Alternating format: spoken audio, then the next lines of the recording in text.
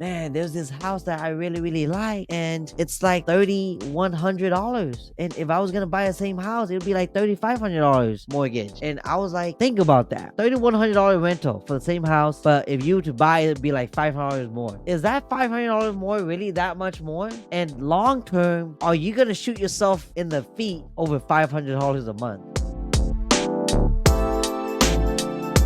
Okay, maybe we could talk about the next topic, passive incomes. Well, that's the whole reason why we get into real estate to begin with, right? Because it's the more conservative that shows year after year that it will increase. And of course, you have to take a look at the numbers. We talk about the numbers all the time. If it makes sense for you, even though the rate is high, even though your monthly payment is a little bit higher than your rent or whatnot, at the end of the day, you're actually still building that equity for yourself. And if worst case scenario, you keep this one property, I just had this conversation with a first time home buyer yesterday. It's like, let's just say, for instance, if you're only buying one property for your whole entire life in 30 years, this person was in their mid 20s and whatnot. And I was like, by the time you retire, which is going to be much earlier, if you think about that, you're setting yourself up for true success. Now you're minimizing your expenses. And what is really truly that passive income? What is it that's going to get you to retirement early? And realistically, guys, I mean, unfortunately, the overall income, if you're working for a company, the pay increase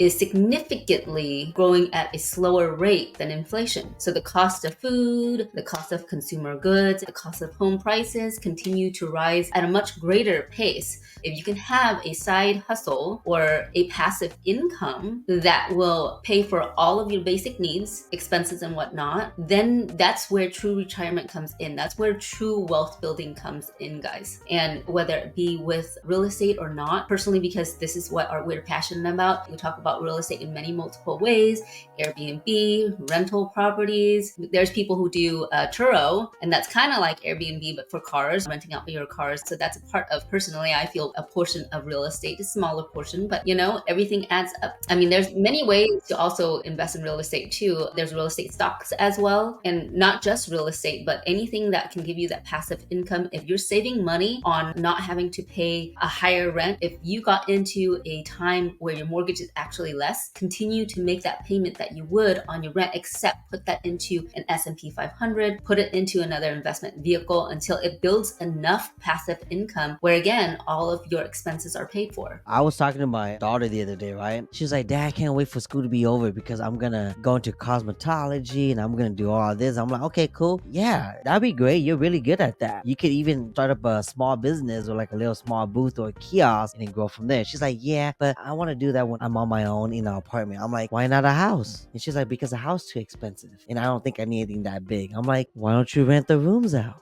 I didn't think about that. And I was like, why don't you use one of the extra rooms to do your cosmetology business? Why don't you rent out the whole house when you don't want to be there no more? Like, you have so much more options with a home than an apartment. And she's like, well, Dad, I didn't know about that. I think a lot of people don't really know about that, you know? And then not just that, but then like, we're talking about passive incomes, right? People don't really take the time to think about what they can do. I was talking to a buyer the other day and they were like, man, there's this house that I really, really like. And it's like $3,100. And if I was gonna buy the same house, it would be like $3,500 mortgage. And I was like, think about that. $3,100 rental for the same house, but if you were to buy it, it'd be like $500 more. Is that $500 more really that much more? And long term, are you gonna shoot yourself in the feet over $500 a month? But you own something so much more valuable. And how do you know that that landlord is not gonna raise the rent? Oh yeah, by the way, it's also a month-to-month contract. It's not a 5-year lease or a 2-year lease or anything like that. So eventually that landlord is probably going to want to raise rent because everything's going up. They're going to feel like they're missing out. We have a buyer right now that's getting kicked out in 60 days and they're buying right now because their family members moving in or something's going on. They're being forced now to go back out there and look at the market, and they just don't like what the market is giving them. They're saying the same thing every buyer is saying most of the time. We should have just bought a few years ago when we were first looking, you know? So people shoot themselves in the foot all the time because they hope something good turns out at the end to where prices come down or rates come down. But what if it doesn't? What if none of that happens? Nobody can control that but the feds. Do what you could control and just budget your way into it.